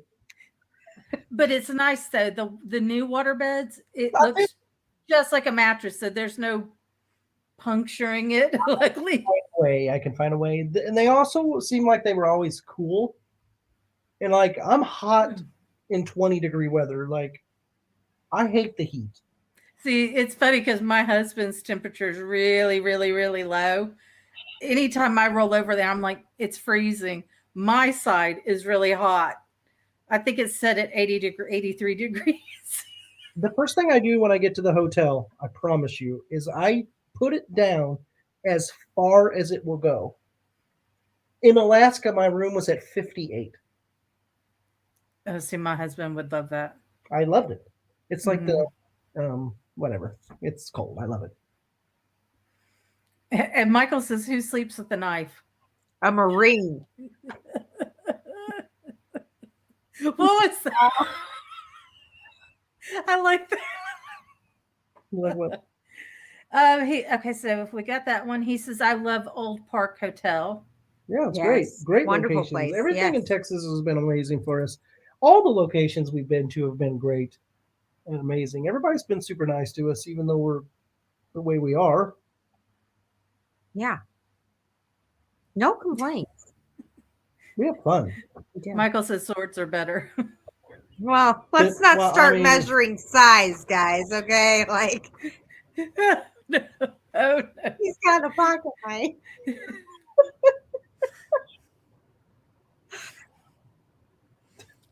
I would hate to see what a pocket I knife don't is know to him. I don't know exactly what I'm doing right now, but I'm sliding further and further. Look how I I'm know. sitting. I'm pretty sure Chris does not want your butt on his pillow. If that's his pillow. Oh my goodness. Oh my god. So pocket knife. I would hate to. What size pocket knife does he have? Oh my god, guys. Oh no. What? What's it say? Brian gets smaller by the minute. If you bust that side of the styrofoam up on my bed, I'm gonna smack the shit out of you for all these people. What does he say? Frank says can do more with a Swiss Army knife than a katana. I don't know what a katana is. I think I do, but only because of video games.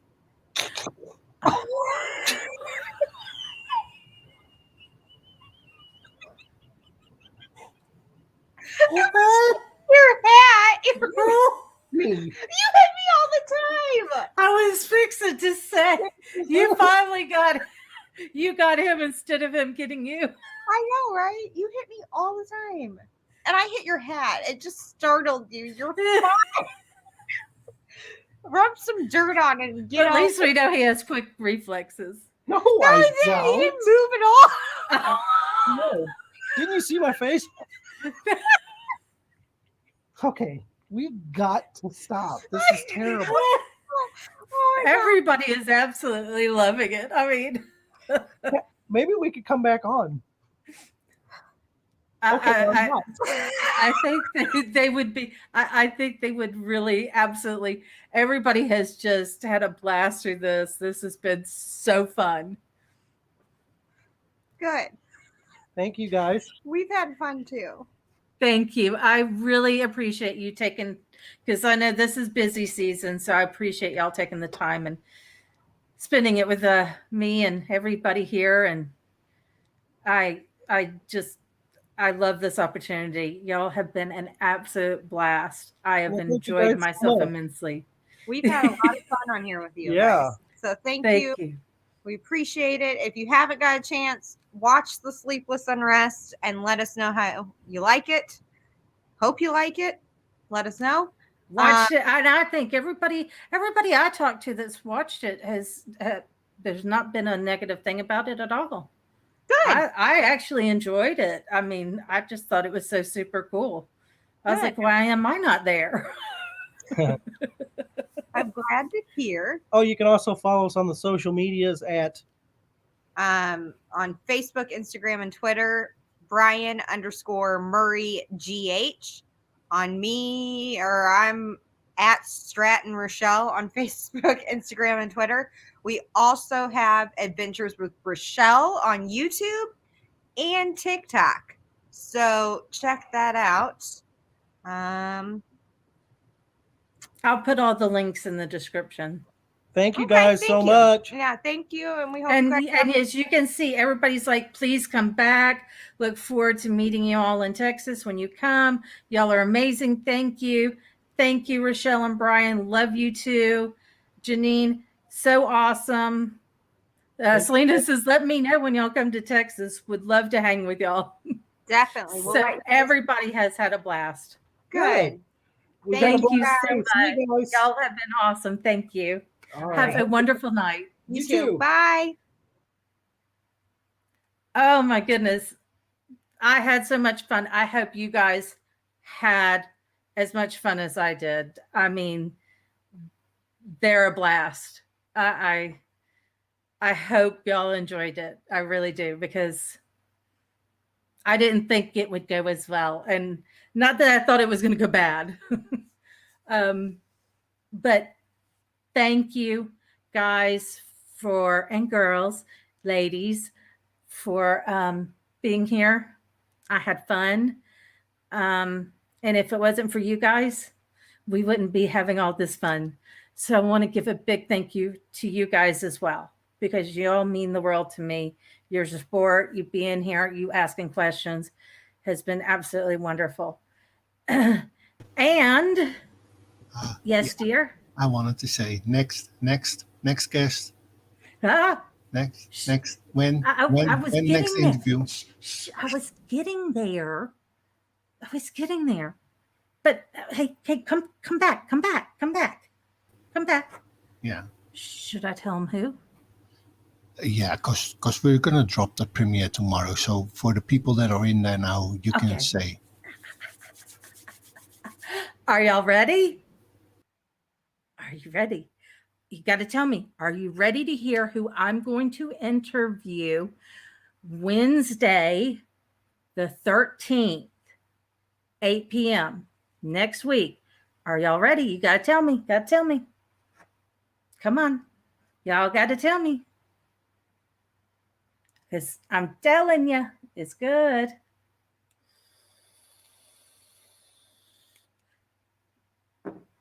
Awesome news.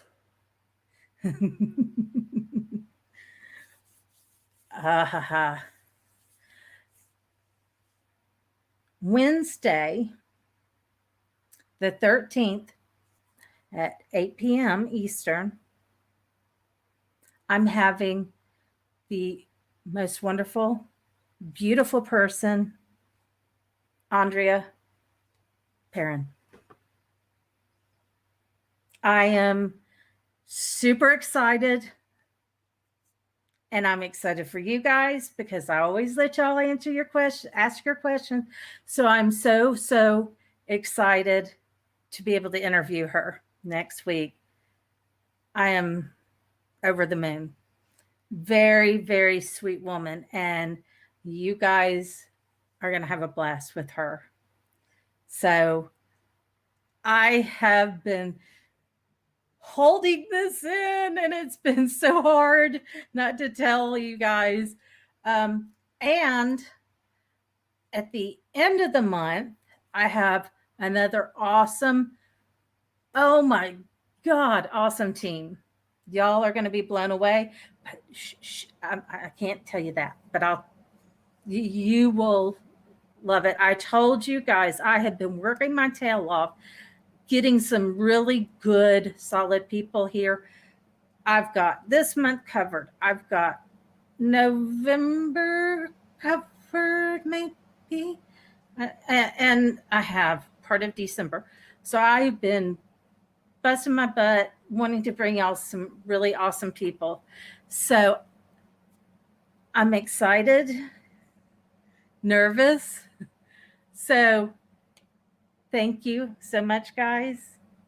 I'm really looking forward to the second season.